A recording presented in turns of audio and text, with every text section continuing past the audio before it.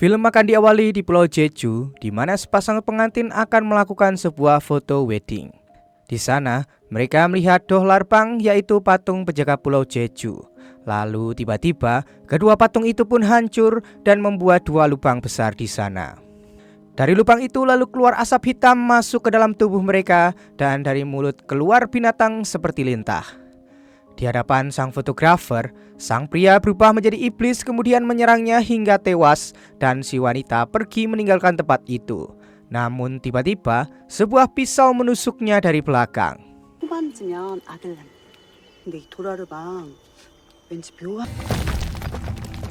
뭐야?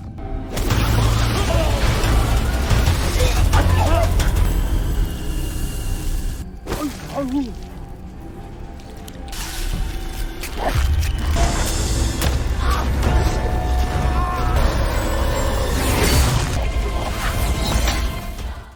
Scene lalu akan berpindah ke sebuah tempat di Eropa di mana ada seorang pendeta muda bernama Johan sedang melakukan pengusiran setan. Setelah itu, dia bertemu dengan pendeta lain yang menunjukkan pada Johan gambar seorang wanita yang merupakan satu-satunya harapan dan penyelamat dunia dari kekuatan jahat. Namun dahulu kala, dia gagal menjalankan misinya lalu ia pun meninggal. Ternyata pria di hadapannya telah membunuhnya dan hingga sekarang dia masih hidup di Pulau Jeju. Pendeta itu mengatakan saat ini dunia sedang terancam lagi oleh makhluk-makhluk jahat. Dia kemudian menunjukkan gambar wanita lainnya yang merupakan juru penyelamat yang baru. Takdir akan membawa wanita itu datang ke Pulau Jeju, lalu pendeta itu menyuruh Johan pergi ke sana dan membantu wanita itu untuk menyelamatkan dunia karena ini merupakan kehendak Tuhan. Di sebuah konferensi pers, Miho, anak tunggal pemilik perusahaan grup Daehan, sedang menunjukkan lukisan mahal yang dibeli oleh perusahaan mereka untuk dipasang di hotel milik Daehan. Setelah itu, dia pulang bersama sekretarisnya yang bernama Kang. Dalam perjalanan pulang, sebuah mobil tiba-tiba berhenti di depan mereka yang membuat Kang pun menabraknya. Lalu, Kang keluar dan melihat kerusakan yang terjadi. Dua pria bertubuh besar marah pada Kang karena telah menabrak mobil mereka. Miho pun lalu meminta maaf, tapi mereka mau Kang juga meminta maaf sambil membungkuk. Nah, Miho yang mulai kehilangan kesabarannya langsung membanting pria itu. Dan ternyata ini hanya jebakan karena salah satu pria yang lainnya merekam semua kejadian tersebut.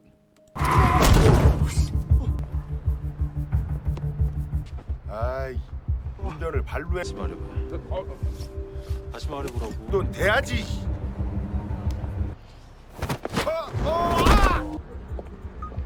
야, 들으시겠냐? Keesokan harinya, video itu pun tersebar dan harga saham grup Daehan menjadi turun. Hal itu tentu membuat ayah Miho marah dan menyuruhnya untuk pergi ke luar negeri, tetapi Miho tidak mau. Miho lalu menghubungi stafnya dan menyuruh untuk menyelidiki siapa yang menjebaknya. Kemudian, pamannya yang bernama Chang menyuruh Miho untuk menjadi guru di SMA Tamra di Pulau Jeju untuk memperbaiki reputasinya. Pada akhirnya, Miho pun pergi dengan Kang ke Pulau Jeju. Sesampainya di Bandara Jeju, para wartawan sudah menunggu mereka. Kang lalu menghalangi para wartawan untuk meliput Miho, sementara Miho pergi dahulu ke parkiran mobil. Di pintu keluar bandara, Miho merasakan sesuatu, begitu juga dengan seorang nenek yang bernama Baekhyun. Di parkiran mobil, Miho berhasil menemukan mobilnya, namun sayangnya dia melihat iblis yang membuatnya lari ketakutan. Miho pun masuk ke dalam sebuah mobil, tapi iblis itu tidak berhenti sampai di sana. Beruntungnya, tak berselang lama datang seorang pria bernama Fan menyelamatkannya.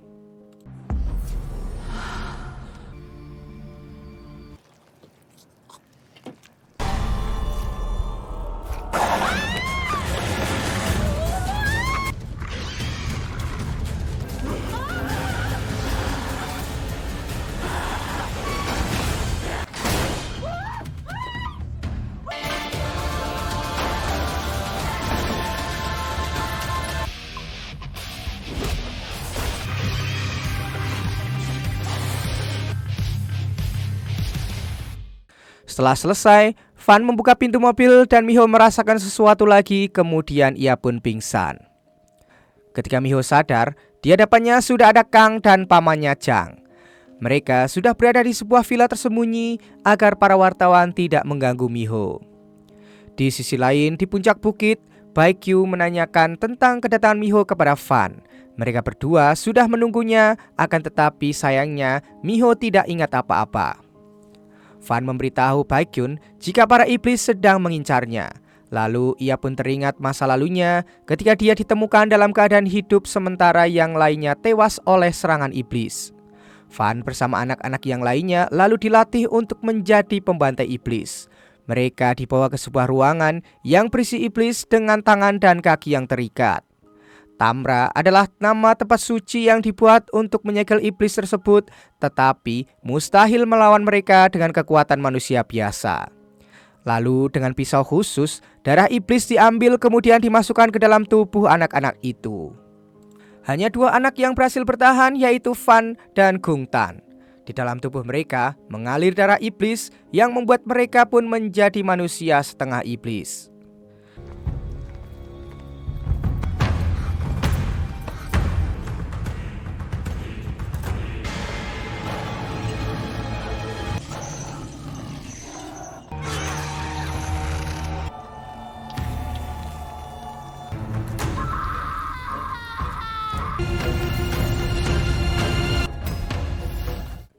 Mereka berdua menjadi pembantai iblis dan dilatih dengan sangat keras hingga seorang gadis bernama Won Jong merasa kasihan pada mereka.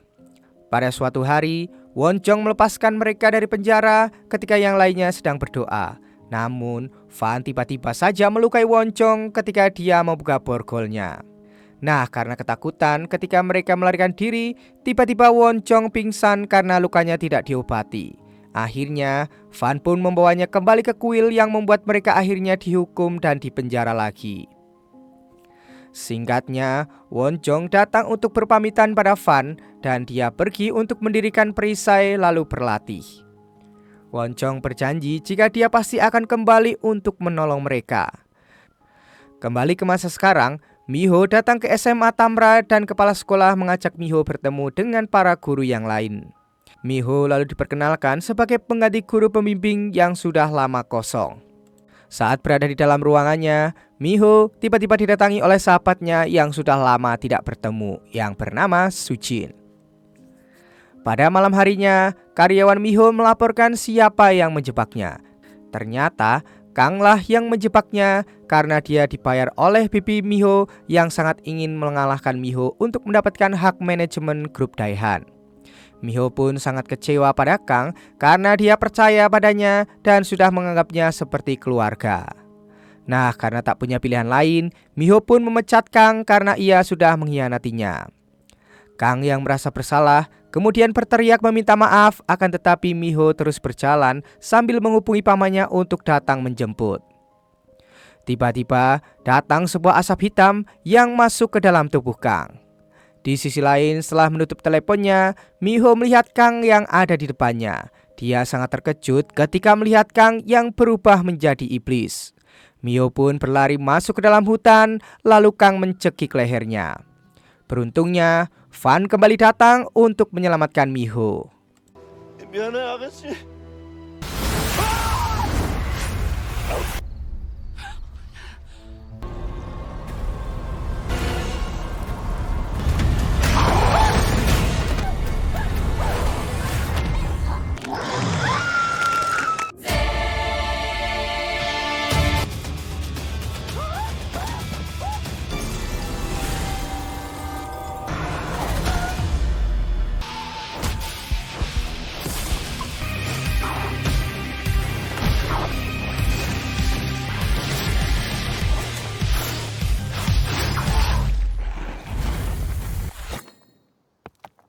Miho kemudian bertanya pada Fan, tapi belum sempat menjawab, polisi dan pamannya tiba di sana. Miho lalu menyuruh paman Chang untuk meminta ayahnya mengirim jet pribadi karena dia ingin kembali ke Seoul, tapi Chang menolak melakukannya. Akhirnya dengan nekat, Miho pun berangkat sendiri ke bandara. Tepat ketika dia tiba di bandara, asap hitam muncul kemudian masuk ke dalam tubuh seorang polisi. Sementara Miho diminta untuk menunggu oleh petugas bandara, kemudian seorang polisi membawa Miho ke ruangannya. Ternyata ini adalah perintah dari Paman Chang untuk tidak memperbolehkan Miho pergi dari Pulau Jeju. Polisi itu lalu menyuruh Miho untuk menunggu hingga seseorang menjemputnya. Tiba-tiba saja, polisi yang sudah menjadi iblis masuk ke ruangan itu dan mulai menyerang. 정말 제가 연애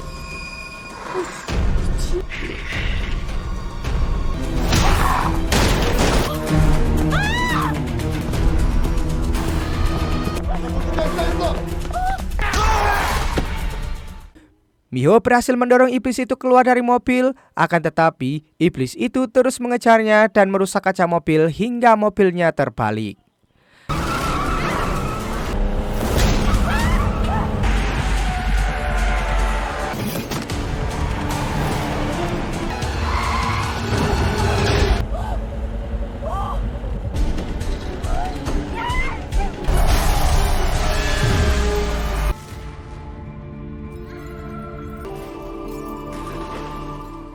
Nah, saat Miho dalam keadaan terdesak, Fan datang menyelamatkannya lagi.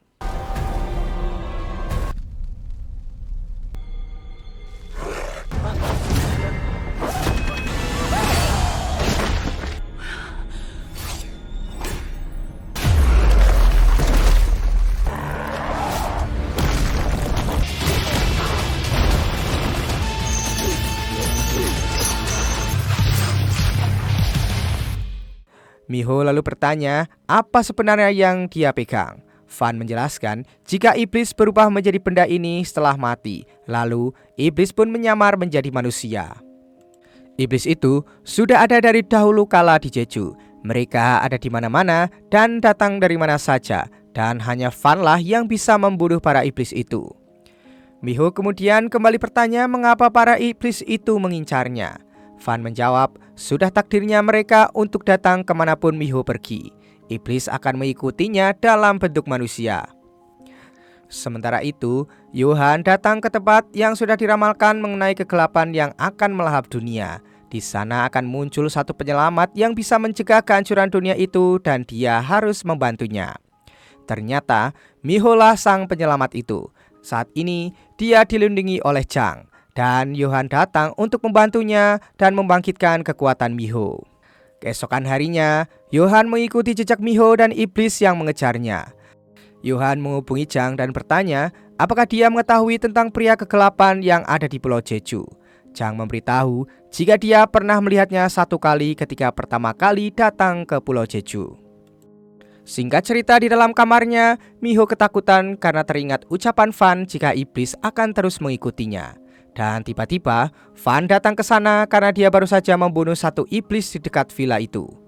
Miho pun mendapatkan ide untuk menjadikan Fan pengawalnya. Lalu dia membuat sebuah kontrak untuk Fan. Miho menanyakan nomor KTP dan ponselnya, akan tetapi Fan tentu saja tidak punya. Kemudian Miho bertanya namanya. Setelah itu, dia membacakan kontraknya dan memintanya untuk pindah ke villa, kemudian menyuruhnya untuk menulis jumlah gajinya. Fan sendiri merasa tidak suka dengan sikap Miho yang sombong, jadi dia memutuskan untuk pergi. Tapi Miho memohon untuk menjaganya malam ini saja karena dia sangat ketakutan. Akhirnya Miho tidur dan Fan duduk menjaganya.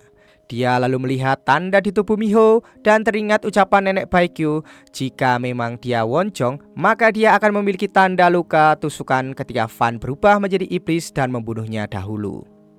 Keesokan harinya, Miho melihat Fan sudah menandatangani kontrak, tapi tanpa menulis jumlah gaji yang dia inginkan. Miho lalu memberitahu Chang bahwa dia mempekerjakan pengawal baru dan memintanya untuk menyiapkan kamar untuknya. Kemudian, dia pun memperkenalkan Fan pada Chang, akan tetapi Fan tetap cuek dan langsung masuk ke mobil. Ia pun lalu duduk di bangku penumpang yang membuat Miho harus menjadi supirnya. Sepanjang perjalanan, Miho berusaha mencari tahu siapa Fan sebenarnya. Apakah dia memiliki kekuatan super dan bisa terbang. Tapi Fan tidak menjawab satupun pertanyaan itu. Saat Miho tiba di sekolah, ia memperkenalkan Fan sebagai pengawal pribadinya kepada kepala sekolah, yang tampak bingung karena Miho menyetir sendiri dan pengawalnya duduk di bangku penumpang. Di kelas, Miho memperkenalkan dirinya kemudian mengabsen para murid satu persatu. Suryeon adalah salah satu siswi yang tidak hadir hari itu. Lalu tiba-tiba di hadapan Miho ada siswi yang bernama Yongji yang terang-terangan mau membolos dan tidak peduli jika dia terkena hukuman. Ternyata Yongji datang ke rumah Suryeon yang tidak masuk sekolah karena tubuhnya penuh dengan luka lebam. Pelakunya adalah pacarnya Gung Jun. Ketika dia ingin memutuskan hubungan mereka dan ketahuan merekam video untuk dijadikan bukti, Gung Jun pun memukulnya. Gung Jun juga mengancam akan membunuhnya dan menyebarkan foto pribadi milik Suryeon jika dia berani melaporkannya. Sementara di tempat lain, Jang mendatangi Baekgyu. Dia memperkenalkan diri sebagai pendeta yang melindungi Won Jong. Dahulu, dia juga pernah diselamatkan oleh Fan. Di sini, dia khawatir jika Fan akan kembali melukai Won Jong karena dia merupakan separuh iblis. Tapi hanya dia satu-satunya lah yang bisa melindungi Won Jong. Baekgyu lalu memintanya untuk percaya pada Fan karena mereka semua berada dalam ikatan takdir dan mereka harus siap-siap menyambut hari yang sudah ditentukan itu. Keesokan harinya, Yongji datang ke ruangan Miho dan menceritakan keadaan Suryeon yang dianiaya oleh pacarnya. Miho lalu menyuruh Yongji untuk melaporkannya pada polisi.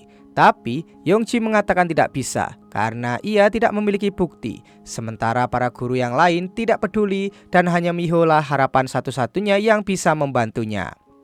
Sebagai putri tunggal pemilik grup Daehan, pasti Miho memiliki kuasa untuk menyingkirkan orang. Akan tetapi Miho menolak melakukannya karena kekuasaan bukan sesuatu yang bisa digunakan sesuka hati.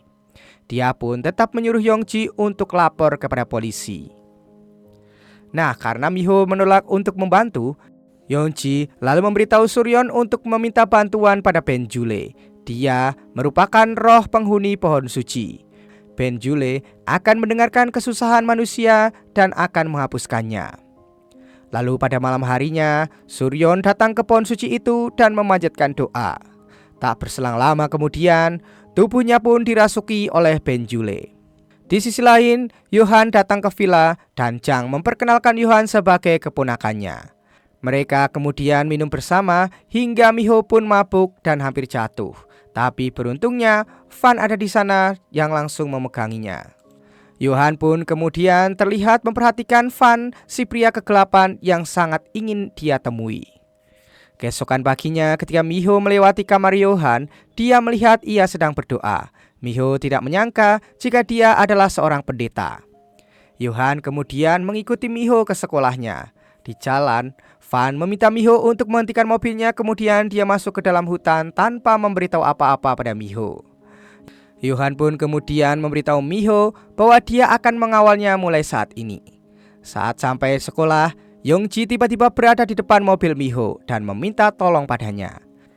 Yongji menceritakan mengenai Suryeon yang memanjatkan doa pada Benjule, roh yang mendengarkan dan membebaskan manusia dari kesusahan. Yongji lalu mengantar Miho dan Yohan ke rumah Suryeon, sementara Fan melihat lubang besar di tanah dan senjatanya pun mulai bergerak sendiri. Di sisi lain, Miho bertemu dengan orang tua Suryeon yang mempersilahkan untuk langsung masuk ke kamarnya. Terlihat Suryeon sekarang bersikap sangat aneh. Ia pun tertawa sendiri dan Yohan mulai melakukan ritual pengusiran iblis. Tapi ternyata iblis itu terlalu kuat sehingga kamar Suryeon berubah menjadi hutan.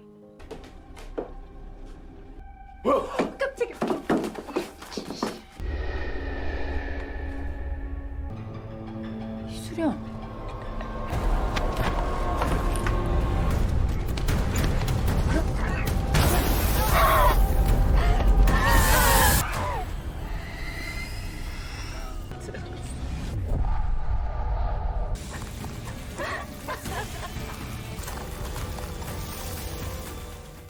Miho dan Yohan berjalan menyusuri hutan.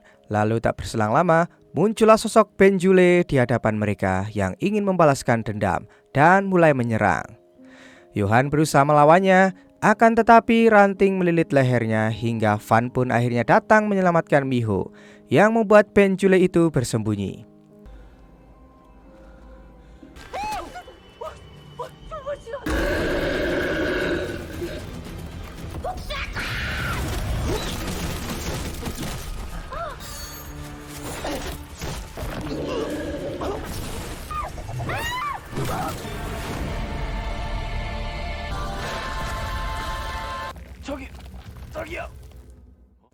Setelah Fan melepaskan Johan, kemudian mereka berdua pun bertarung melawan Benjule. Namun mereka semua terikat oleh dahan dari Benjule. Sementara Miho berusaha untuk membujuk Suryon. Dia berjanji akan membantu untuk membalaskan dendamnya. Akhirnya Suryon mau mendengarkan Miho, akan tetapi Benjule tidak mau melepaskannya. Melihat air mata Suryon itu, tiba-tiba kekuatan Miho muncul yang membuat Benjule pun menghilang.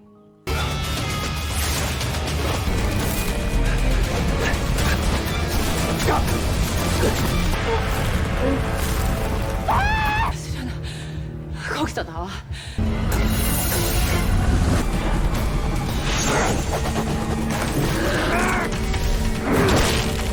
원래는 억울한 사람이 한을 풀어주는 실력이라고.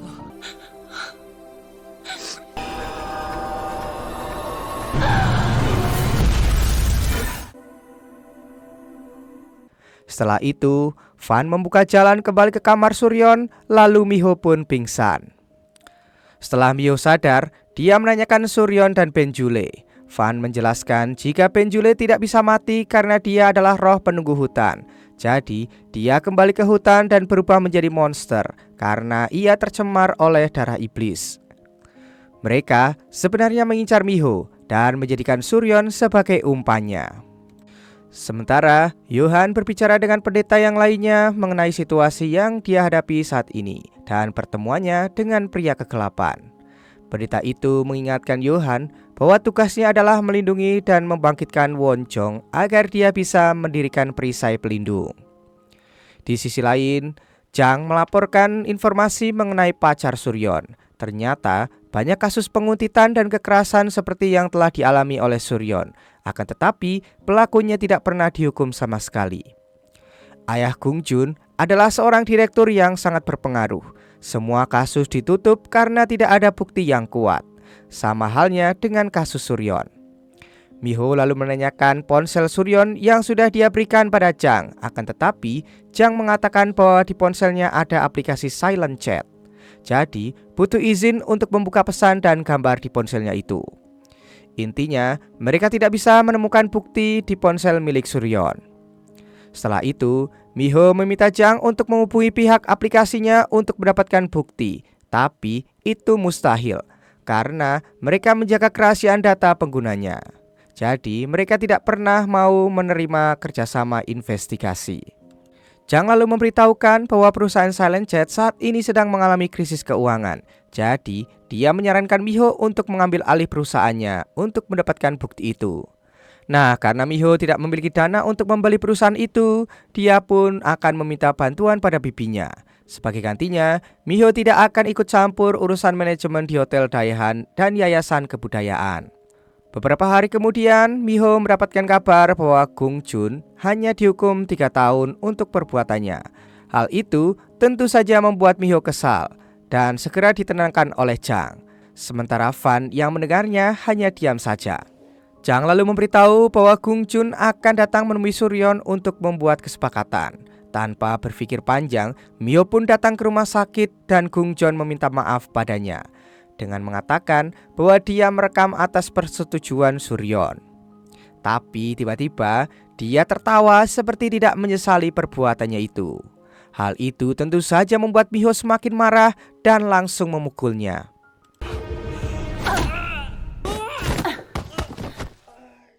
Selanjutnya di sekolah, Yongji mengucapkan terima kasih pada Miho karena telah membantu Suryon. Sementara Fan memanjatkan permintaan untuk membalas Gung Jun pada Benjule. Di rumah, Gung Jun melaporkan kejadian hari ini pada ayahnya dan ia ingin membalas Miho karena dia tidak suka kalah. Nah, ketika Gung Jun ingin mengupload foto-foto Suryon, tiba-tiba saja Benjule datang menghabisinya dan Suryon sadar di sekolah. 이수련.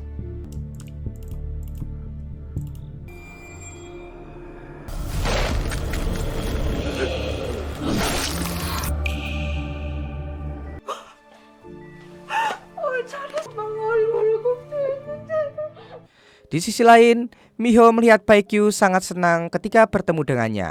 Lalu Sujin datang dan memperkenalkan Baekgyu pada Miho. Baekgyu adalah ketua Hanyo yang mengelola restoran di sebuah gunung. dia telah banyak menyumbangkan uang ke SMA Tamra yang digunakan untuk para murid. Baekgyu lalu memberitahu bahwa dia adalah nenek dari Yongji. Dia juga mengundang Miho untuk datang ke restoran miliknya karena banyak yang ingin dia katakan padanya. Di halaman sekolah, Fan menghampiri Baekgyu. Baekgyu sendiri sengaja datang ke sekolah karena ia merindukan Wong Jon yang dulu diasuhnya. Baekgyu lalu meminta agar Fan terus menjaganya. Dari atas, Miho merasa curiga melihat Fan yang terlihat akrab dengan nenek Baekgyu. Di rumah, Miho mendapatkan kabar jika Gung Jun telah tewas. Lalu, dia berjalan keluar dan bertemu Yohan yang mengajaknya makan kroket udang, tapi Miho menyuruhnya untuk makan duluan. Di luar, Miho bertanya pada Fan apakah dia yang membunuh Gung Jun. Fan pun mengatakan bahwa dia tidak membunuh manusia, yang membuat Miho merasa lega. Setelah itu, Miho memberikan ponsel pada Fan agar dia bisa menghubunginya dan memanggilnya kapan saja. Setelah itu, di meja makan, Miho memakan kroket udang yang dibeli oleh Yohan. Ternyata kroket itu sangat enak, sampai Miho terpikir ingin memberikannya pada Fan karena dia pasti belum pernah mencobanya. Di luar, Fan menyuruh Yohan keluar dari tempat persembunyiannya. Yohan mengatakan bahwa dia mengetahui apa yang telah terjadi antara Fan dan Wong Jon di masa lalu. Yohan kemudian bertanya kenapa dia selalu ada di dekat Miho, padahal suatu hari nanti dia akan membunuhnya. Lalu Yohan pun mengeluarkan senjatanya dan menyerang Fan.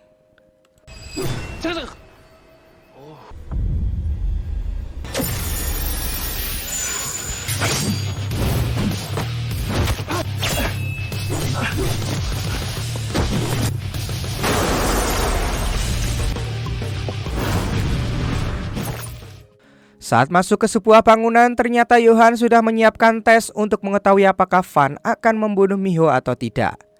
Akhirnya, Yohan berhasil mengikat tangan Fan dan membangunkan iblis yang berada di dalam diri Fan.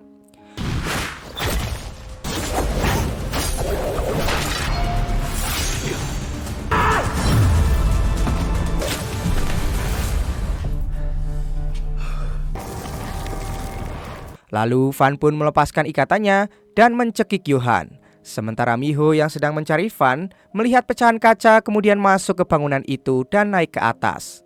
Di atas, dia melihat Fan yang sedang menyekik Yohan. Miho pun menjatuhkan piring yang membuat Fan melihat ke arahnya kemudian menyerangnya. Tapi ternyata Fan menikam tangannya sendiri dan kembali ke dirinya sebagai manusia. Setelah itu, Yohan pun menangkap Miho yang jatuh pingsan.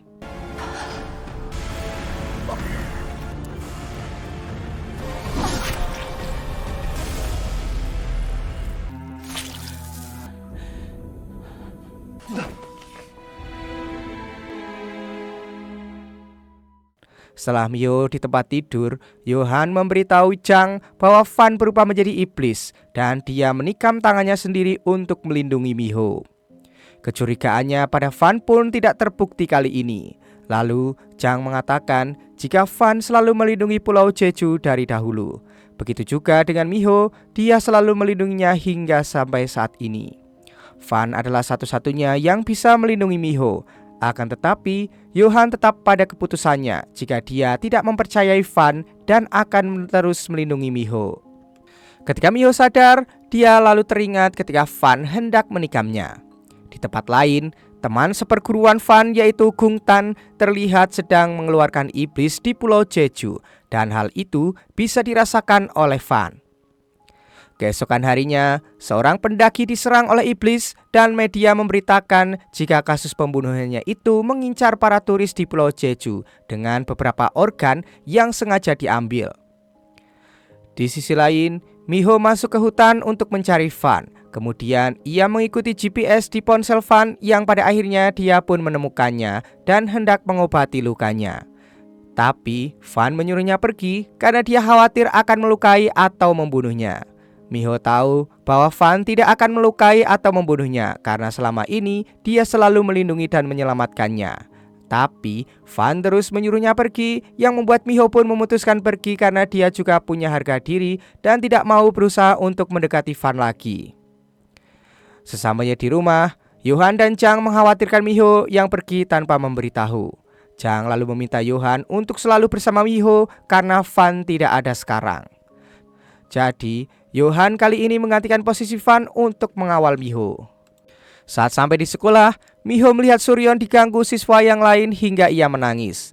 Miho lalu menggenggam tangannya, kemudian mengatakan bahwa dia membutuhkan waktu untuk mengobati luka hatinya. Jadi, ia tak perlu memaksakan diri. Sayangnya, Suryon tidak tahu siapa yang ada di hadapannya saat ini. Lalu Yongji memberitahunya bahwa merekalah yang telah menolongnya. Lalu Suryon pun kemudian mengucapkan terima kasih pada mereka berdua. Kemudian Miho bertemu dengan Sujin dan janji akan datang bersama Johan ke kafenya malam ini untuk memilih gaun pengiring wanita. Ternyata Sujin akan segera menikah minggu depan. Sementara itu, Baekgyu mengobati luka Van. Van memberitahu Baekgyu bahwa dia hampir membunuh Miho, jadi dia memutuskan untuk mengawasinya dari jauh mulai saat ini.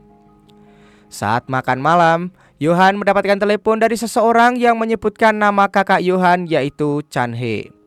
Miho dan Chang pun mendengarnya. Lalu Chang memberitahu Miho jika Johan terpisah dari kakaknya saat mereka masih kecil. Mereka diadopsi bersama-sama tapi terpisah setelahnya. Sejak saat itulah Johan terus mencari keberadaan kakaknya.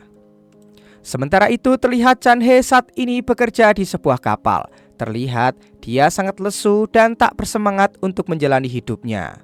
Kapten lalu menyuruhnya untuk membersihkan kapal sementara mereka pergi untuk minum-minum. Di tempat lain, iblis menyerang dan mengambil hati manusia yang datang ke hutan. Lalu Gung Tan datang dan memberitahu si iblis cara agar tidak kesakitan lagi. Dia harus mencari Wong Jon dan mengambil hati miliknya. Kemudian terlihat kapten dan teman-teman Chan-hye yang mabuk diserang oleh iblis lalu diambil hatinya. Setelah tidak menemukan hati milik Wong Jon, si iblis itu pun lalu pergi. Tak berselang lama, Gung Tan datang dan melukai pria yang sudah tewas itu menggunakan pisau miliknya. Setelah itu, terlihat Miho datang bersama Johan ke kafe Sujin. Tunangan Sujin yang bernama Song Jun memberikan Johan undangan pernikahan. Kemudian Sujin dan Miho memperlihatkan gaun yang akan mereka pakai di hari pernikahan Sujin nanti. Sementara di luar, Van terus mengawasi Miho, kemudian dia datang ke restoran Baekgyu. Teman-temannya memberitahu bahwa ditemukan mayat dengan jasad penuh dengan luka akibat pisau. Van pun lalu datang ke rumah sakit itu untuk memeriksa jasadnya. Dan ketika melihat jasadnya, dia tahu pelakunya adalah Gung Tan. Di sisi lain, Miho mengajak Johan pergi. Dia membawa Johan ke panti asuhan di mana dulu Johan tinggal. Di sana, Johan kembali teringat kenangannya bersama dengan Chan-hye hingga mereka diadopsi.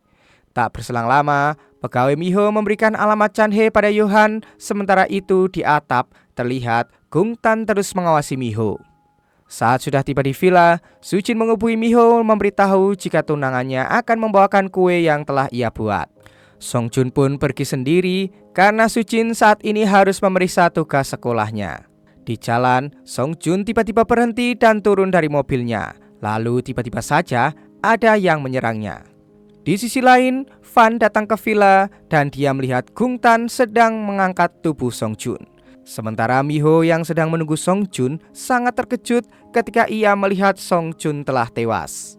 Miho dan Chang kemudian membawa tubuh Song Jun ke rumah sakit. Tak berselang lama, Sujin datang dan menangis histeris. Di sisi lain, Van sangat marah pada Gung Tan hingga ingin membunuhnya karena dia telah membunuh banyak manusia. Tapi Gung Tan tidak mau berkelahi dengan Van dan bertanya kapan dia akan membunuh Wong Jon. Setelah itu, dia pun pergi meninggalkan Van.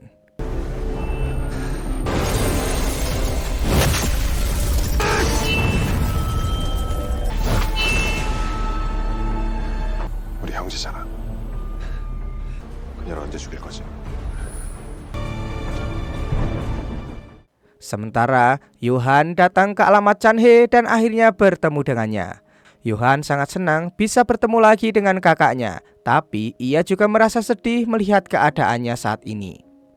Lalu Johan pun kembali teringat setelah mereka diadopsi oleh orang tua angkatnya. Ternyata orang tua angkatnya mengambil organ tubuh milik kakaknya untuk mengobati anak kandungnya. Kemudian mereka berdua pun dibuang dengan terpisah, lalu Johan diselamatkan oleh pendeta.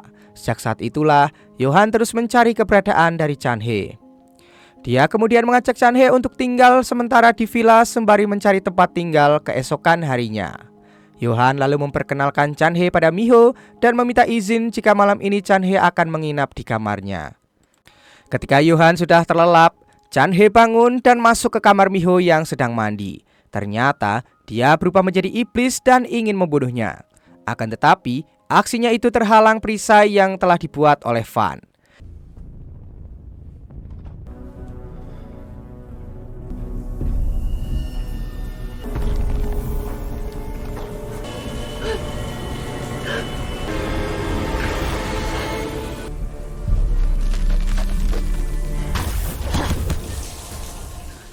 Mereka pun lalu berkelahi hingga akhirnya Johan terbangun dan melihat kakaknya yang berubah menjadi iblis. Dia lalu menghalangi Fan yang ingin membunuh kakaknya itu. Setelah itu Chan He pun kabur dan Fan terus mengejarnya. Tepat sebelum Fan menyerang Chan He, Gung Tan datang menyerang Fan. Ia marah karena Fan menghalangi Chan He untuk membunuh Won Chong. Faktanya, Fan sekarang mulai melemah karena dia terus melindungi Miho. Semakin dia melindunginya, maka semakin Fan akan melemah. Gung Tan memberi pilihan pada Fan untuk membantunya atau ia akan mati di tangannya ketika mereka bertemu lagi.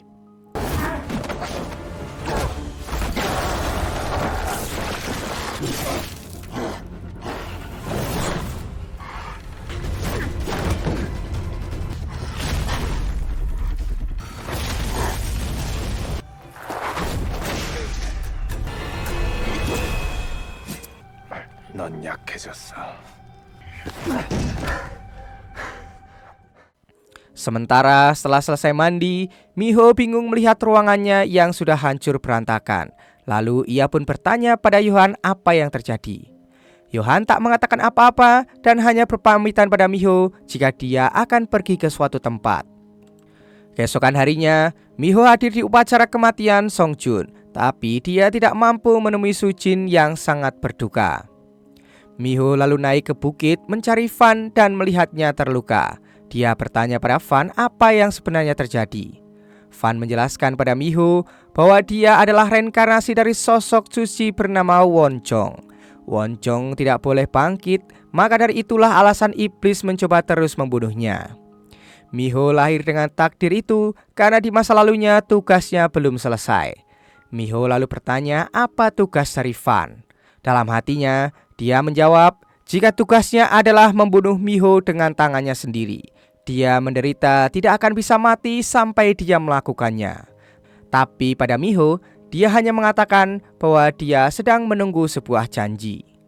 Miho pun lalu mengatakan bahwa dia akan melawan takdirnya dan mengingat semuanya. Jadi sampai saat itu tiba, dia meminta Fan untuk tetap di sampingnya karena dia mempercayainya. Kemudian Miho datang menemui Baekgyu untuk bertanya mengenai Won Chong. Baekgyu mengatakan Won Chong adalah orang yang bisa memperbaiki batu perisai. Sejak dulu, iblis di seluruh dunia ditangkap lalu dikurung di Pulau Jeju.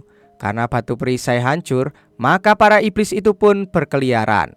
Saat Won Chong bangkit, dia bisa memperbaiki apapun termasuk batu perisai dan juga menyembuhkan Fan yang sekarang semakin lemah.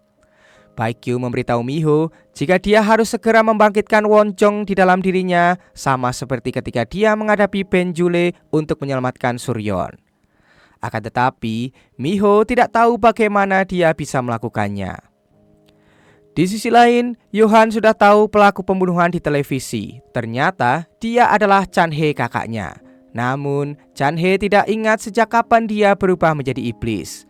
Lalu dia pun meminta Johan untuk segera membunuhnya. Akan tetapi Johan tidak mau dan ia berniat untuk mengobatinya agar kembali pulih. Johan pun kemudian melakukan ritual pengusiran iblis di bekas panti asuhan. Tapi iblis itu terlalu kuat sehingga Johan pun gagal melakukannya. Kemudian Chan He kembali meminta Johan untuk membunuhnya, tapi Johan tetap tidak mau. Lalu kemudian ia meminta bantuan pada Fan untuk mengajarkan cara hidup seperti dirinya agar dia bisa menyembuhkan kakaknya. Johan menceritakan keadaan kakaknya dan Van menegaskan bahwa dia bukanlah kakaknya. Johan berjanji jika dia tidak bisa menyembuhkan kakaknya, dia akan membunuh Van. Namun, Van tetap menolak untuk mengajarkan Johan karena itu hanya akan mempersulit dirinya. Johan kemudian memohon pada Miho untuk menyembuhkan kakaknya karena dia melihat Miho bisa menyelamatkan Suryon. Lalu Miho pun datang bersama Johan dan mencoba memegang tangan Chan-hye. Seketika, Chan-hye langsung berubah menjadi iblis, lalu melepas ikatannya dan langsung menyerang Miho. Saat Miho sudah terpojok, Van pun datang. Akan tetapi kali ini dia belum pulih dari lukanya, sehingga dia pun kalah.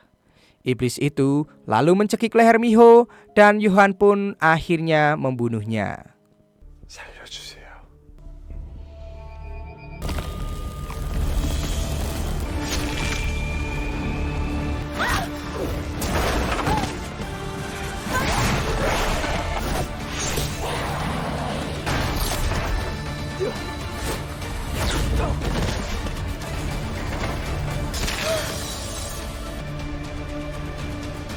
다녀가.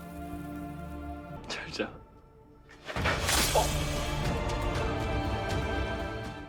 Di sisi lain terlihat Gung Tan masuk ke sebuah ruangan yang dipenuhi oleh pengikutnya. Terlihat juga Yongji ada di antara mereka semua.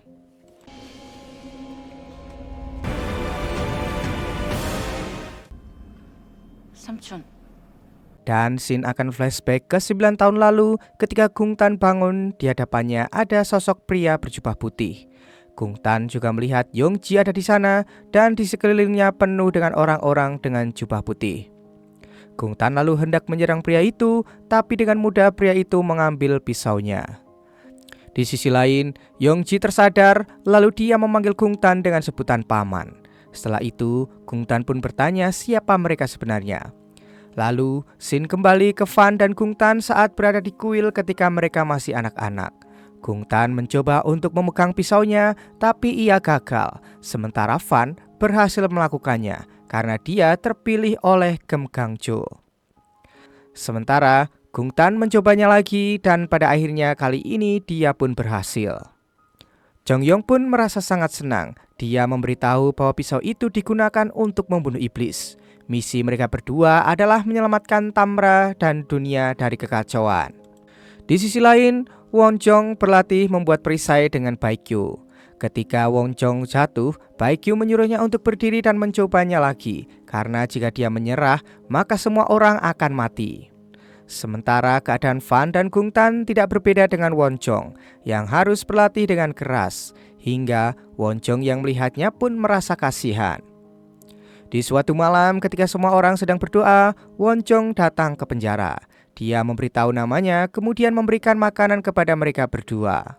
Sejak hari itu, di siang hari mereka berlatih keras dan malam harinya Won Jong selalu membawakan mereka makanan. Keesokan harinya, Won Jong bertanya pada Jong Yong kenapa anak-anak itu memiliki kekuatan iblis. Jong Yong menjawab, jika mereka adalah pembantai para iblis, jiwa dan raga mereka telah dipersembahkan untuk membunuh iblis. Kini, mereka sudah tidak memiliki emosi seperti layaknya manusia. Jadi, mereka tidak tahu apa itu bahagia, duka, amarah, atau rasa bersalah. Satu-satunya alasan mereka hidup adalah untuk membantai para iblis. Karena sebelum perisai didirikan lagi dan seluruh iblis dikurung, yang bisa melindungi umat manusia hanyalah para pembantai iblis. Suatu hari, Won Jong membebaskan mereka berdua dari penjara. Mereka pun terlihat sangat bahagia bisa bebas kemanapun mereka mau. Van lalu meminta maaf pada Won Jong karena telah melukai lengannya ketika berusaha untuk membebaskan mereka. Singkatnya, ketika mereka sampai di bukit, tiba-tiba saja Won Jong pingsan karena lukanya belum diobati. Gung Tan lalu menyuruh Van untuk meninggalkannya saja, tapi Van tidak mau dan lebih memilih membawanya kembali ke kuil. Hal itu tentu saja membuat Jong Yong memarahi mereka karena mereka berani kabur dari kuil. Setelah Won Jong sadar, dia menanyakan keadaan Van dan Gung Tan. Baekgyu memberitahu jika mereka akan dipukuli hingga mati dan mereka menderita disebabkan olehnya. Won Jong kemudian bertanya, jika dia bisa menciptakan perisai, akankah mereka diampuni? Baekhyun meyakinkan Wonjong jika dia memiliki kekuatan menciptakan perisai dan dia mungkin saja bisa menyelamatkan anak-anak itu. 15 tahun kemudian, iblis mulai menyerang manusia di Tamra. Lalu, Fan dan Gungtan datang membantai para iblis itu. Setelah selesai, Gungtan membunuh manusia yang sudah tidak berdaya. Fan pun bertanya kenapa dia membunuh manusia itu. Namun, Gungtan tidak peduli. Tak berselang lama terdengar suara Wonjong memanggil Fan. Dia sudah kembali dari tempat berlatihnya. Saat ini, dia sudah memiliki kekuatan untuk membuat sebuah perisai. Lalu Wonjong meminta pada Jongyong untuk membebaskan Fan dan Gungtan setelah dia menciptakan perisai dan membiarkan mereka menjalani hidup sebagai manusia. Wonjong pun kemudian datang ke penjara dan memberitahu mereka jika setelah bulan purnama, dia akan membuat perisai baru di Pulau Jeju. Setelah itu, mereka pun akan dibebaskan. Jongyong juga sudah menyetujuinya, jadi mereka tidak perlu membunuh para iblis lagi. Setelah Wonjong pergi, Gungtan bertanya pada Fan, apakah dia percaya pada Wonjong.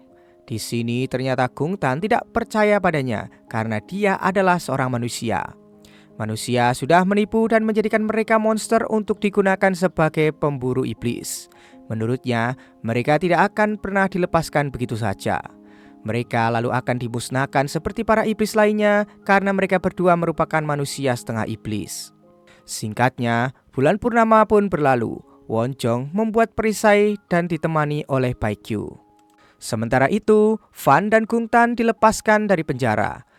Jongyong mengatakan jika mereka akan melakukan sebuah ritual untuk menyucikan jiwa dan raga. Lalu ketika mereka disuruh masuk, kemudian dikunci dari luar. Ternyata Jongyong berbohong karena mereka berdua akan segera dibakar. Dia mengatakan setelah perisai selesai dibuat, kejahatan akan musnah. Maka dari itu, dia tidak bisa membiarkan mereka berdua berada di dunia yang sudah disucikan. Jongyong juga sudah memberitahu Wonjong mengetahui hal ini dan Wonjong menyetujuinya, yang padahal Wonjong sendiri tidak tahu menahu tentang hal tersebut. Gungtan lalu merasa dikhianati sementara Fan merasa perlu untuk bertanya langsung pada Wonjong. Kemudian mereka berdua pun berubah menjadi iblis dan akhirnya berhasil keluar.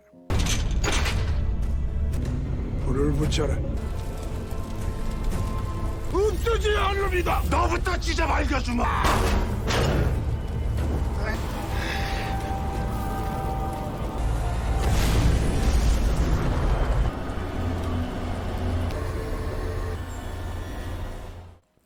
Di sisi lain, Wonjong berhenti membuat perisai dan melihat ke arah mereka berdua.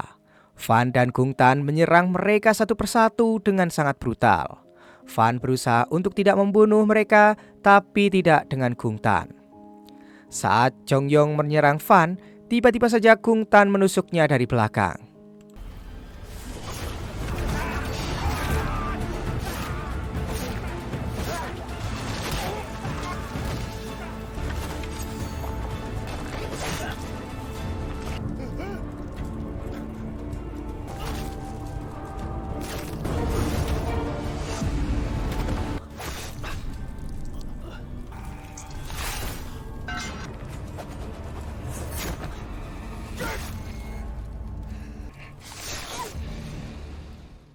Baekhyun lalu menyuruh Wonjong untuk meneruskan membuat perisai karena para iblis sudah mulai berkeliaran. Jika tidak membuat perisai sekarang, tidak ada satupun makhluk di Tamra dan di luar sana yang akan selamat. Lalu tak berselang lama, di hadapan Wonjong sudah ada Fan yang berubah menjadi iblis. Jika dia menyelesaikan perisainya sekarang, maka Fan pun juga akan ikut terkurung. Baekhyun mengatakan sudah terlambat karena mereka sudah tidak bisa menjadi manusia kembali. Fan lalu bertanya pada Wonjong apakah dia berniat untuk membunuh mereka. Belum sempat menjawab, Gungtan datang dan ingin menyerang Wonjong, tapi ia dihalangi oleh Fan. Baekhyun lalu kembali meminta tolong untuk menyelamatkan Tamra, tapi Wonjong tidak bisa karena dia sudah berjanji pada Fan dan Gungtan untuk membebaskan mereka. Sementara itu, mereka terus berkelahi hingga Gungtan berhasil melempar Fan. Kemudian, Wonjong pun berusaha untuk menghadapi Gungtan. Dia meminta untuk menghentikan semuanya. Dia akan membantu mereka untuk menebus segala dosa dan siksaan di kehidupan selanjutnya. Akan tetapi, Gung Tan menolak dan tetap ingin membunuh Won Chong.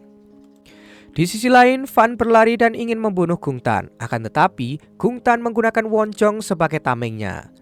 Won Chong lalu mengatakan pada Fan jika dia akan kembali untuk menyelamatkannya. Dia meminta Fan untuk menunggu sampai saat itu tiba. Dia juga meminta Fan untuk mengenalinya saat dia kembali menemuinya nanti. Nah, ketika Won Chong meninggal, semua iblis masuk ke dalam lubang hitam termasuk Gung Tan. Baekgyu lalu menggunakan kekuatannya hingga matahari pun terbit di sana.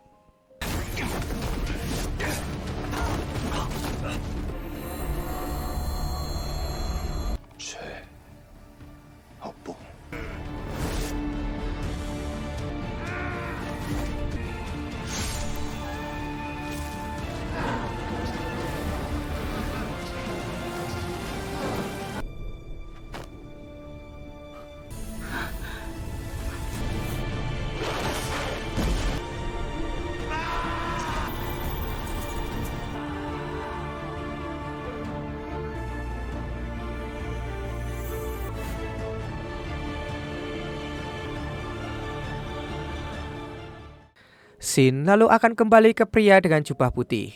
Pria itu mengambil pisau Gung Tan dan memotong tangannya. Dia kemudian mengatakan jika dialah yang mengendalikan pikiran Jong Yong agar dia membesarkan pembantai iblis di kuil dengan tujuan untuk membunuh Won Chong. Tapi sayangnya rencana itu gagal karena Fan dan Gung Tan. Lalu alasan dia membangkitkan Gung Tan kembali adalah untuk memberinya kesempatan kedua untuk membunuh Won Chong. Pria itu lalu menuang darah Gung Tan ke lubang hitam dan seketika keluar binatang dan asap yang mengelilingi Gung Tan. Hal itu membuat tangan Gung Tan pun kembali seperti semula. Pria itu lalu mengatakan jika mereka harus membunuh Won Chong demi dunia yang sempurna, tempat di mana insan Adiwidya terpilih dan para iblis seperti Gung Tan akan hidup abadi. Kembali ke masa sekarang, saat Fan menemui Miho, Miho mengira jika ia bisa menyelamatkan kakak Yohan. Akan tetapi, ternyata Yohan sudah menentukan pilihannya sendiri.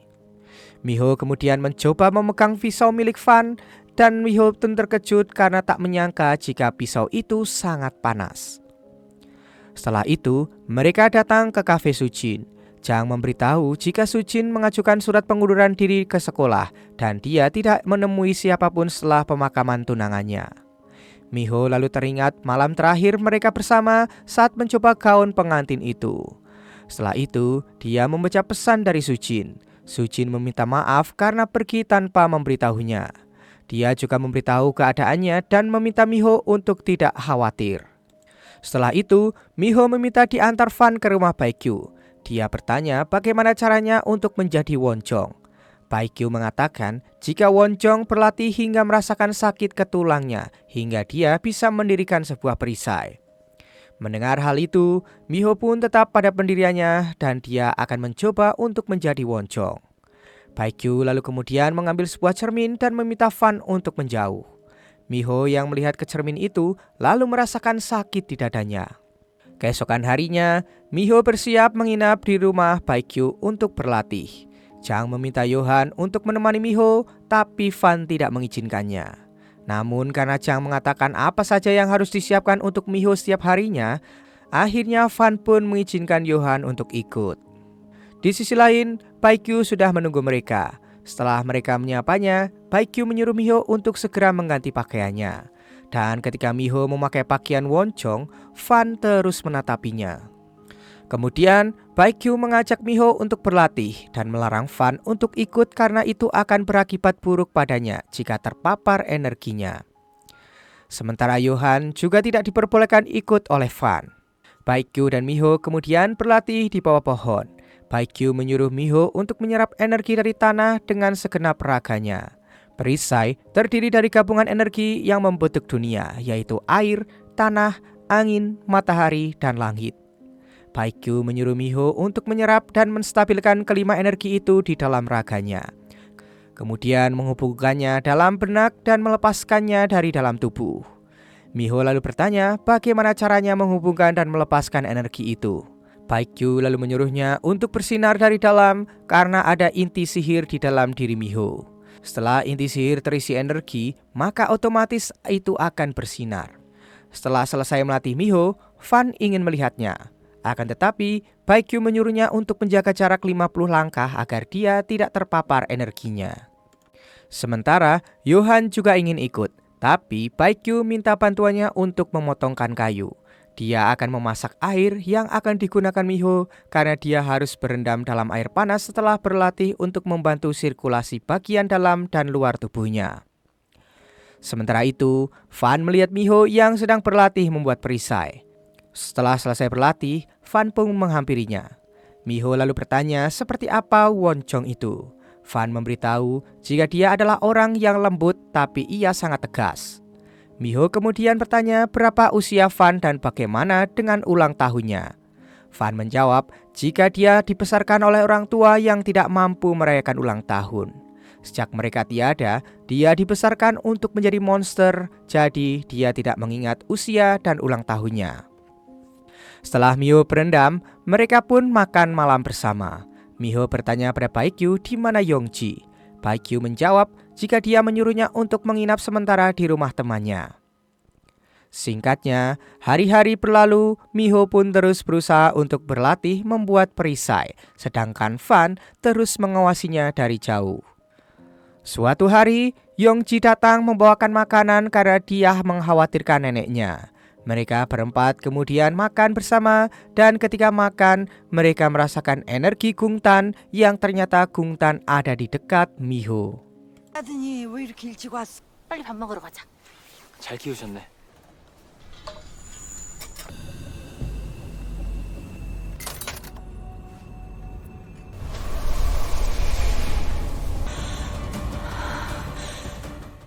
Ternyata Miho bisa merasakan keberadaan dari Gungtan hingga dia melihat kejadian ketika dahulu Wonchong menghadapi Gungtan. Di sisi lain, Fan dan Yohan yang merasakan keberadaan Gungtan langsung menuju ke tempat Miho berlatih. Sementara Gungtan bersiap untuk menyerang Miho, akan tetapi Miho berhasil mengeluarkan kekuatannya sehingga Gungtan tidak bisa mendekatinya. Kemudian dia pun memutuskan untuk pergi dan Fan melihat Miho yang sedang merasakan sakit di dadanya. 왜?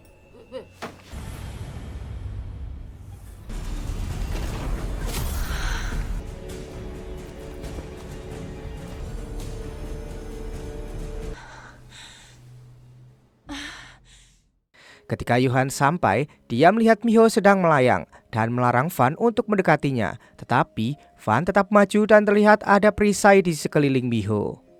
Miho sendiri kini melihat kenangan Wonchong dan Fan ketika ia sedang dipenjara. Wonchong berjanji jika dia akan kembali dan menyelamatkannya. Dia juga meminta untuk menunggunya. Sementara itu, Fan masih terus berusaha untuk menembus perisai Miho. Selanjutnya, Miho melihat Wonchong ketika dia meminta Fan untuk berjanji menunggunya hingga saat dia kembali dan menyelamatkannya.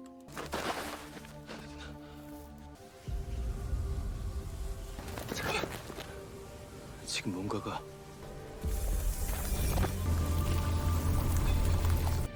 그때까지 기다려줘. Lalu saat perisai itu hilang, Miho memberitahu Fan jika dia melihat ingatan dari Wonchong. Di sisi lain, Gungtan terlihat mengeluarkan beberapa iblis di dalam hutan. Para iblis itu pun lalu masuk ke dalam rumah dan tubuh orang-orang. Fan lalu bertemu dengan Baekgyu yang sedang sakit. Di sana, Baekgyu mengatakan jika Gungtan menjadi jahat karena kebenciannya yang sangat mendalam. Dia juga meminta pada Fan untuk jangan menyayangi Miho karena ketika jiwa dan ingatannya kembali, dia harus hidup sebagai Wonchong. Setelah mereka tiba di villa, Fan diam saja dan tidak melihat ke arah Miho ketika berbicara. Fan mengatakan untuk tetap tinggal di villa karena para iblis sedang berkeliaran di luar. Miho pun lalu bertanya kenapa Fan tidak memandanginya ketika ia berbicara. Namun Fan hanya diam saja dan tak menjawabnya. Di dalam hutan, Gungtan kembali membangkitkan iblis, namun iblis kali ini cukup kuat dan dia bernama Gusunse. Terlihat Gusunse itu masuk ke tubuh Suryon yang membuat dia kemudian naik ke atap gedung sekolah. Yongji yang melihatnya pun kemudian mengikutinya ke atap gedung sekolah untuk menghentikannya. Akan tetapi sayangnya ia terlambat.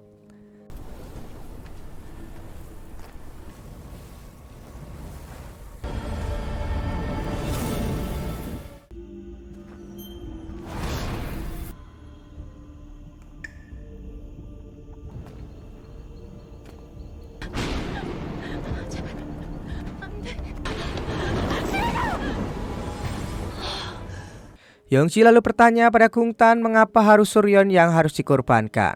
Gungtan lalu menjawab karena dia sangat istimewa. Kemudian Shin akan memperlihatkan ketika pertama kali Yongji bertemu dengan Gungtan.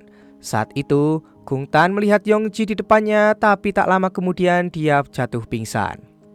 Ketika dia terbangun, Yongji sudah ada di sampingnya. Dia lalu ingin membunuhnya, akan tetapi dia mengurungkan niatnya setelah melihat Yongji menyelimuti kakinya. Kemudian ayah Yongji datang dan membawanya pulang. Di rumah, Yongji melihat ibunya di lantai. Ayahnya kemudian memukul lalu mendorongnya. Tak berselang lama, Gungtan pun datang dan Yongji mengambil pisau. Lalu Gungtan mengarahkan tangannya untuk menusuk sang ayah.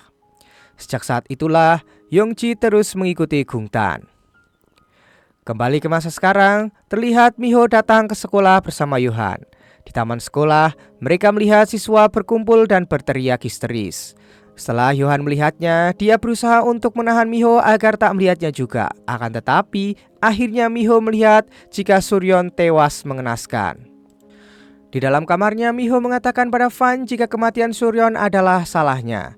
Miho sangat marah karena tidak bisa melakukan apa-apa dan dia tidak ingin kehilangan lagi. Oleh karena itu, dia pun mulai berlatih untuk menghentikan semua ini. Sementara itu di sekolah, murid-murid mulai dirasuki iblis. Kemudian Miho sendiri akan pergi ke sekolah untuk menyelidiki kematian Suryon.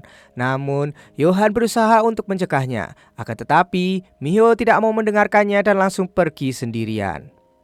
Sedangkan Yohan dan Chang terus mengikuti Miho ke sekolah. Sesampainya Miho di lantai atas sekolah, tiba-tiba tubuhnya dirasuki oleh Gusunse. Lalu dia pun naik ke atap dan muncullah Kang sekretarisnya dan tunangan Sujin di depannya. Mereka lalu menyalahkan Miho atas kematian mereka. Dan sebenarnya yang ada di hadapan Miho saat ini adalah sosok Gusunse. Dia adalah iblis yang menguak sisi gelap dalam benak manusia hingga akhirnya memiliki keinginan untuk mengakhiri dirinya. Beruntungnya Miho berhasil diselamatkan Yohan dan Chang yang datang tepat waktu. Miho terus menyalahkan dirinya atas kematian orang-orang yang ada di sekitarnya, tapi Yohan terus berusaha menenangkannya. Ketika menuruni tangga, Yohan mendengar teriakan dari ruangan kelas. Ternyata para murid yang kerasukan iblis ingin mengakhiri hidup mereka. Yohan lalu menyembuhkan mereka, akan tetapi yang kerasukan terus bertambah. Untuk itu, dia memutuskan untuk menggunakan speaker sekolah dengan bantuan Chang. Lalu Chang berdoa menggunakan mic itu sehingga para murid bisa mendengarnya. Para murid pun mulai merasakan sakit di kepala mereka dan lari keluar kelas menuju lapangan. Di saat itu, Fan datang untuk membantu Yohan. Yohan sendiri kini menggunakan air yang sudah disucikan untuk menyembuhkan mereka semua. Lalu para murid pun berusaha untuk pergi dari tempat itu, tapi Fan membuat perisai agar mereka tidak bisa pergi kemana-mana. Dan pada akhirnya, para murid itu pun berhasil lepas dari sang iblis berkat air dari Yohan.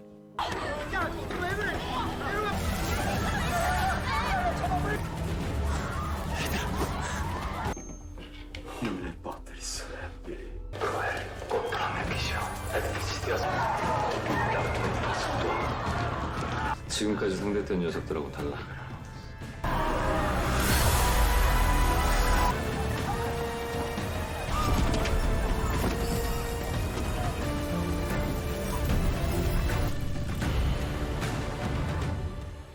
Singkat cerita, Gungtan datang ke penjara di mana dulu mereka tinggal. Hingga saat ini, ternyata Fan masih tinggal di tempat itu.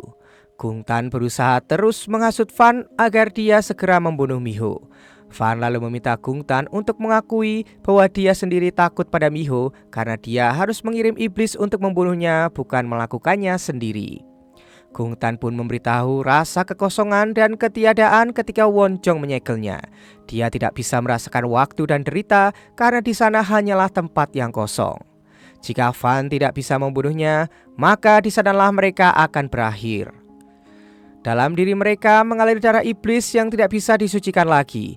Tapi menurut Fan, jika tidak bisa disucikan lagi berarti harus dibuang. Dia tidak bisa membiarkan saudaranya merasakan kekosongannya lagi, jadi dia harus membuangnya. Akhirnya, Fan pun langsung menyerang Kung Tan. Keesokan harinya di villa, Fan memberitahukan Gu Sun-se arwah jahat yang sudah lama ada di Jeju.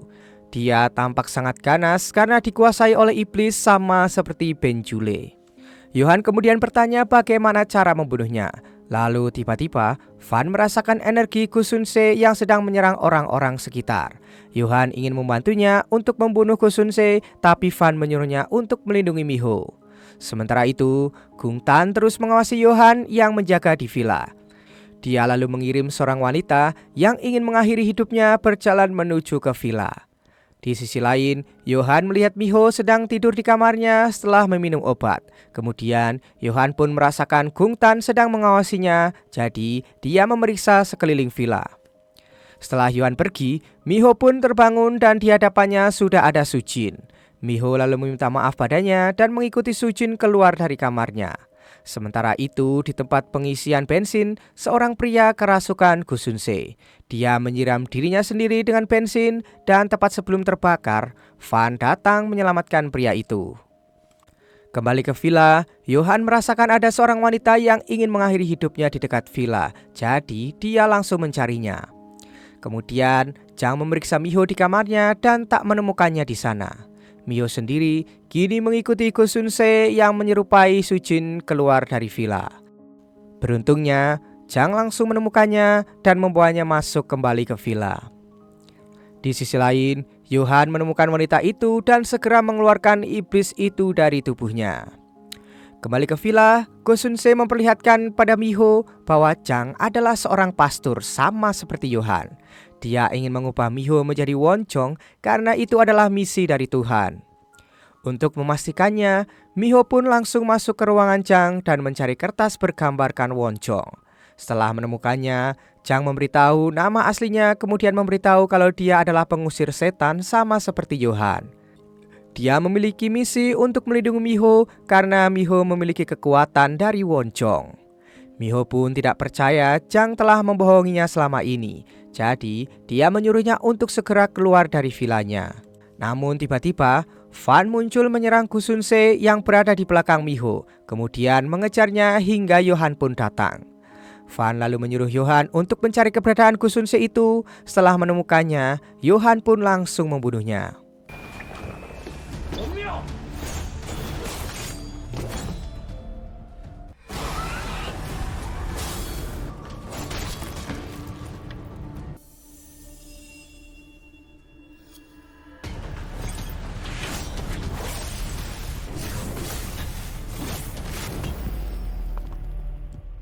Sementara itu, Miho ada di dalam kamarnya dan melihat Won-chong di cermin. Miho lalu marah karena Won-chong lah hidupnya menjadi hancur. Dan ketika Miho memutuskan untuk melompat ke bawah, dia langsung diselamatkan oleh Won-chong. Lalu, dia melihat semua ingatan dari Won-chong. Ketika tersadar, ternyata Fan lah yang ada di hadapannya. Di sisi lain, Jang merasa jika Miho adalah satu-satunya keluarga dalam hidupnya. Jadi dia ingin melindunginya. Setelah itu, Jang memberitahu Yohan untuk melindungi Miho karena dia akan kembali ke tempat keuskupan untuk mengambil sesuatu. Dia mempercayakan Miho pada Yohan hingga saat itu tiba. Selanjutnya, Miho memberitahu Fan jika dia melihat Won-chong. Miho kemudian memberitahu bahwa kejadian itu bukanlah salah dari Fan karena dia hanya berusaha untuk melindunginya. Miho menangis setelah mengetahui Fan menunggunya begitu lama sendirian. Dia kemudian meminta maaf padanya karena dia bukanlah Won-chong dan belum bisa menciptakan perisai untuk menyelamatkannya. Tiba-tiba saja, Kung Tan muncul dan menyerang mereka. Fan berusaha melawan balik, tapi karena dia sudah lemah, akhirnya dia pun tak mampu menandingi Kung Tan yang membuat mereka berdua pun terjatuh ke bawah. 그러니까 이제라도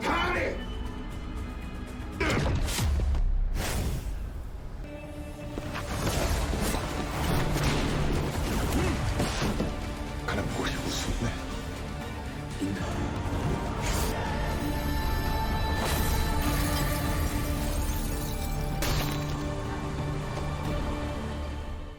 Yohan yang mendengar keributan langsung lari ke kamar Miho, tapi sudah tidak ada siapa-siapa di sana. Singkatnya, Van dan Miho berhasil selamat dan kini mereka berada di dalam gua. Ketika sadar, Miho sangat senang dan bertanya pada Van jika semua iblis sudah tidak ada, apa yang ingin dia lakukan. Nah, karena Van menjawab tidak tahu, Miho pun mengatakan agar dia menjadi pelindung sesuatu yang langka dan berharga. Yang itu maksudnya Miho menyuruh Van untuk melindunginya.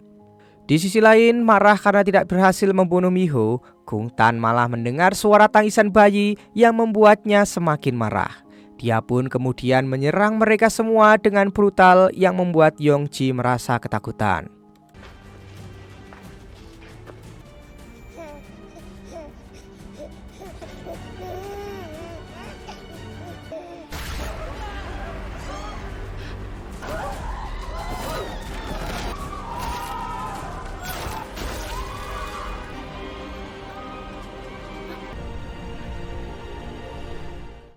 Setelah melihat ibu dari si bayi tewas, Yongji langsung pergi membawa bayi itu pergi. Dia lalu berhenti di depan sebuah mobil dan meninggalkan bayi itu di sana. Yongji lalu datang menemui Baekgyu. Dia meminta Baekgyu segera pergi karena Kung Tan akan datang membunuhnya. Akan tetapi, Baekgyu tidak mau karena tempat itu adalah rumahnya. Dia sudah tahu bahwa selama ini Yongji membantu Kung Tan, membuat Yongji merasa bersalah pada Baekgyu. Dia mengatakan jika Yongji rapuh hatinya karena dosa kedua orang tuanya. Baekgyu ingin membuat hatinya yang hancur kembali utuh sekeping demi sekeping agar dia bisa menjadi kuat. Baekgyu kemudian bercerita tentang Tamra yang diciptakan oleh para nenek saat cucu dari para nenek itu menjadi tua dan menjadi nenek-nenek juga. Mereka masing-masing mengambil satu bagian dari pulau ini dan melindunginya seumur hidup mereka. Suatu hari, Yongji akan menjadi seorang nenek yang melindungi Tamra. Maka dari itu, Baekgyu mengasuh Yongji saat dia masih tinggal di jalanan. Baekgyu berharap dia melakukan hal yang sama dengan membagi kebahagiaan dengan anak-anak yang lain. Setelah mendengar neneknya berbicara seperti itu, Yongji pun pergi. Di hutan, dia bertemu dengan Kung Tan dan berusaha menghalangi Kung Tan agar tidak bertemu dengan neneknya. Kung Tan sendiri sudah merasa dendam pada Baekgyu karena dia diam saja ketika anak-anak mati terbunuh saat mereka dilatih menjadi pembunuh iblis. Akhirnya, Kung Tan memutuskan untuk membawa pergi Yongji agar Baekgyu datang ke tempatnya. Di tempat lain, Miho terbangun dan keluar dari gua. Kini kekuatannya mulai keluar dan dia pun mulai berlatih membuat perisai. Akan tetapi tiba-tiba saja Van menghentikannya lalu meminta untuk berhenti karena dia akan menghilang jika melakukannya.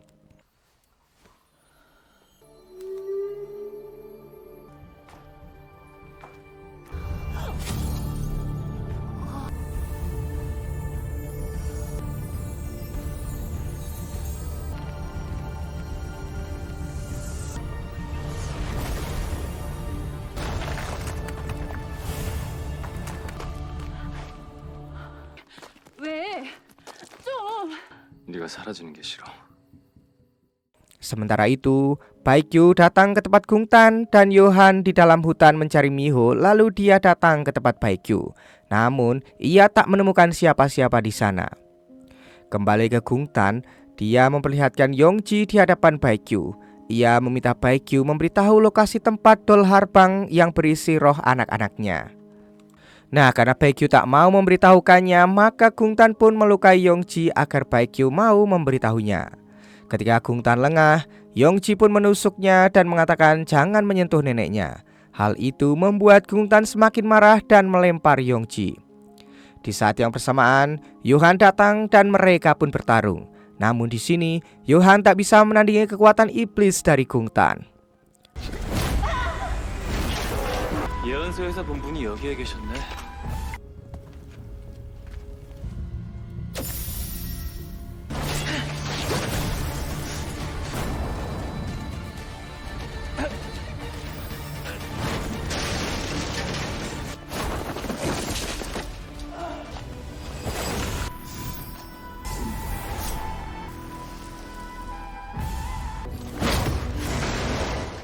Setelah itu, Gungtan mengangkat Baekgyu dan memaksanya untuk mengatakan di mana lokasinya. Akhirnya, Baekgyu memberitahu tempat Dohlarpang berisi roh anaknya dan Gungtan masuk ke dalam gerbang yang dibuka oleh Baekgyu. Lalu, ia melepaskan iblis di sana. Setelah selesai, Gungtan langsung menusuk Baekgyu. 닥쳐. 더 이상. 이제야.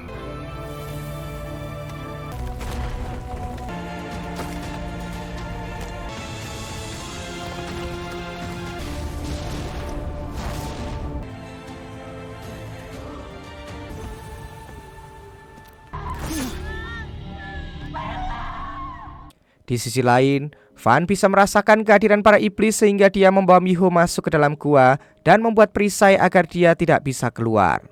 Lalu, Van pun datang ke tempat Gungtan dan dia menemukan Johan yang terluka parah di sana. Van meminta Johan untuk bertahan, lalu dia melihat Baekgyu yang terbaring sekarat. Baekgyu mengatakan jika dia sedang dihukum karena sebelumnya dia tak peduli padanya. Dia sedih harus meninggalkan Van dan kemudian dia pun meninggal. 할망이 이제와 받는. 괜찮아. 다 괜찮아질 거야, 할망. 안돼 할망 안돼 안돼 할망. Sementara itu, Miho berhasil menghancurkan perisai milik Van dan dia melihat Wonchong lalu mengikutinya. Wonchong memberitahu ada sebuah permata bernama inti sihir di dalam diri Miho. Kekuatan untuk menciptakan perisai ada di dalam permata itu. Kekuatannya belum bangkit sepenuhnya karena permatanya belum utuh karena pecahan permata itu ada di dalam tubuh Van.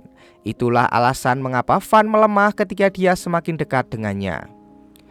Di sisi lain, roh Baekgyu berbicara pada Van dan memberitahu alasan kekuatan Miho belum seperti Wonchong karena ada pecahan permata inti sihir yang masuk ke dalam tubuhnya.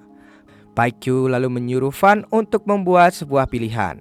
Jika dia memberikan pecahan inti sihir yang ada di dalam dirinya pada Miho, maka Van tidak akan menjadi manusia lagi. Sebelum pergi, Baekgyu memberitahu Van berkat dia dan Yongji dirinya merasakan saat-saat yang bahagia. Setelah mengucapkan terima kasih, dia pun akhirnya menghilang. Sementara itu, Gungtan berada di puncak dengan langit yang gelap, lalu ia pun memanggil para iblis untuk datang. Sedangkan Yongji meminta pada Van untuk membunuh Gungtan karena perbuatannya itu nenek terbunuh. Van mengatakan pada Yongji, dia akan membayar apa yang telah dia perbuat. Dia juga meminta Yongji untuk hidup seperti apa yang telah nenek amanatkan padanya. Karena itulah harga yang harus dia bayar. Van lalu kembali teringat dahulu ketika di penjara Wonchong datang bercerita tentang Buddha yang masih berada di India. Saat itu ada seorang yang bernama Angulimala yang dikutuk. Dia akan bebas dari kutukan setelah membunuh 1000 manusia. Setelah membunuh 999 orang, dia hanya perlu membunuh 1 orang lagi. Dan tiba-tiba ibunya muncul di hadapannya dan dia harus membunuh ibunya sendiri sebagai orang yang ke-1000. Saat itulah Buddha muncul di hadapan Angulimala dan mencegah untuk membunuh ibunya sendiri. Sejak saat itu, Angulimala merenungi kesalahannya dan fokus berlatih. Orang-orang melempari batu dan meriaki dia sebagai pembunuh kemanapun dia pergi. Namun Buddha mengatakan jika dia harus tabah. Setelah cobaan yang berat, Angulimala mencapai pencerahan Buddha dan masuk nirwana. Dari cerita itu, menurut Wonchong, Van dan Gungtan bisa dimaafkan seperti Angulimala. Sementara itu di dalam villa, Jang menyiapkan senjata untuk melawan para iblis. Setelah selesai, Jang berdoa di samping Johan yang dalam masa penyembuhan. Kemudian dia pergi meninggalkannya. Di sisi lain, Miho mulai didatangi para iblis. Beruntungnya, Jang datang tepat pada waktunya dan menyelamatkan Miho. Setelah itu, Jang memberikan Miho senjata dengan peluru perak yang berisi dengan air suci untuk membunuh para iblis itu.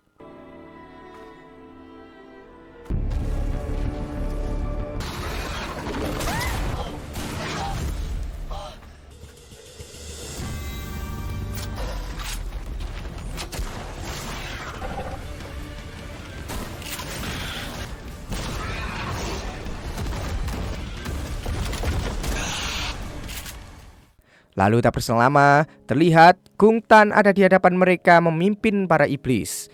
Miho mengatakan pada Gung Tan jika dia akan mengirimnya kembali ke neraka, sementara Gung Tan membalas jika dia akan membunuhnya sekarang.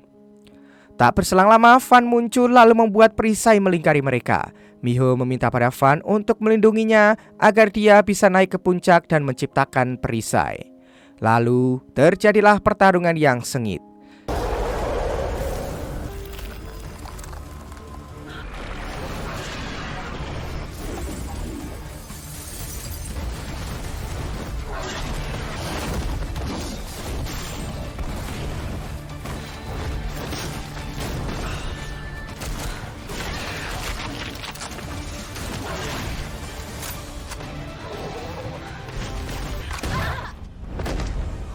Di pertarungan itu, Gung Tan berhasil menusuk Fan dan Johan datang menyelamatkan Miho.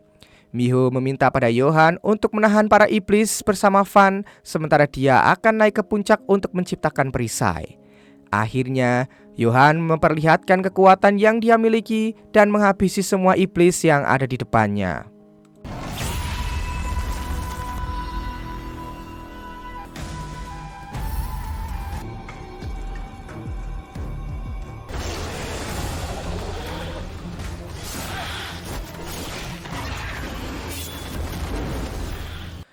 Di sisi lain, Miho tiba di puncak dan mulai membuat perisai yang membuat ingatan di masa lalunya muncul. Hal itu membuat Miho kesulitan untuk membuat perisainya. Lalu, Baekgyu menepuk pundaknya dan dia tahu jika Miho ketakutan karena ingatan masa kini dan masa lalunya. Kemudian, Baekgyu pun memeluk Miho. Sementara itu, Fan terlihat lemah di hadapan Gung Tan. Dia tidak bisa mengalahkannya. Namun, Gung Tan tidak berniat membunuh Fan. Dia meminta Fan untuk kembali ke dirinya yang dulu dan menghancurkan Tamra bersama-sama. Sementara itu, para iblis masih terus berdatangan dan Johan masih terus bertarung melawan mereka. Lalu, Fan meminta Johan untuk menahan Gung Tan sebentar saja karena dia akan melakukan sesuatu.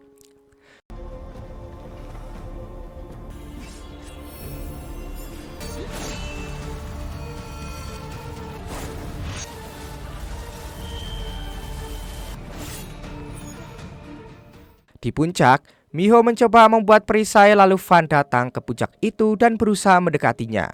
Ketika dia berhasil menyentuhnya, Fan pun langsung memeluk Miho, lalu mengatakan jika dia merasa lelah dan sudah lama sekali dia hidup. Sekarang, dia memohon pada Miho untuk membantunya agar dia bisa beristirahat lalu dia mengembalikan pecahan inti sihir yang ada di matanya, yang membuat Miho menjadi semakin kuat.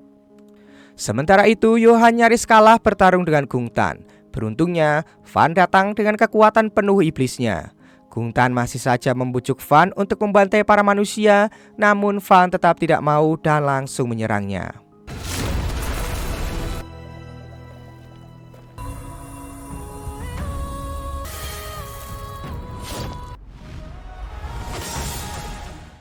Di puncak, Miho akhirnya berhasil membuat perisai sementara Gung Tan menusuk Fan dan tanpa Gung Tan sadari, Fan juga membalas tusukannya. Setelah perisai sempurna, semua iblis menghilang termasuk Gung Tan.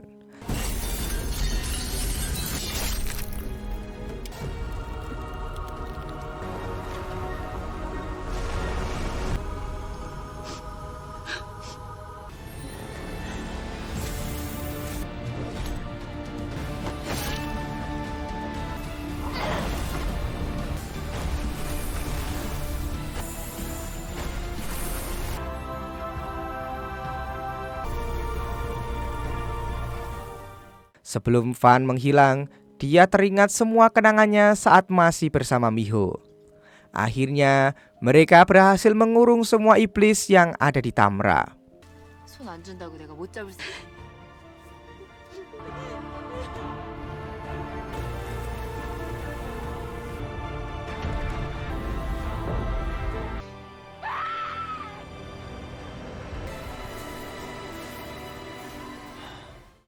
Di sisi lain, pemimpin Adiwidya terlihat kesal karena Miho berhasil membuat perisai. 1 tahun kemudian, pemimpin Adiwidya mengirim Baek untuk datang menemui Yongji. Yongji merasa terkejut karena tiba-tiba di hadapannya muncul Baek. Lalu dia teringat ketika dia bertemu dengannya saat masih kecil. Baeklah yang meminta Yongji untuk membantunya. Lalu dia mengatakan pada Yongji jika mereka membutuhkannya saat ini. Di tempat lain, Yohan melakukan pengusiran iblis dari tubuh seorang pria. Pria itu lalu mengatakan jika ini baru permulaan karena ini tidak akan bisa dihentikan. Sementara itu, Miho kembali bekerja meneruskan perusahaan ayahnya. Di dalam ruangannya, dia teringat pada Fan sementara Yongji naik ke puncak dan mengambil pisau yang telah disembunyikan. Dahulu, pisau ini digunakan untuk menyegel penjara Fan dan Gungtan ketika mereka akan dibakar. Ketika Yongji membuka pisau itu, tiba-tiba terjadi guncangan yang membuat Miho juga merasakannya. Begitu juga dengan Yohan yang melihat pertanda di biara Vatikan. Miho kemudian menghubungi Yohan dan mengatakan jika mereka harus bersiap karena kegelapan akan datang lagi. Kemudian, Miho masuk ke dalam suatu ruangan yang berisi monitor kamera pengintai di Tamra. Miho takut akan datang kegelapan yang lebih besar yang tidak dia sadari keberadaannya. Namun kali ini, dia berjanji jika dia akan menyelamatkan dunia lagi dari krisis kemanusiaan yang sedang melanda. Lalu film season pertama pun tamat.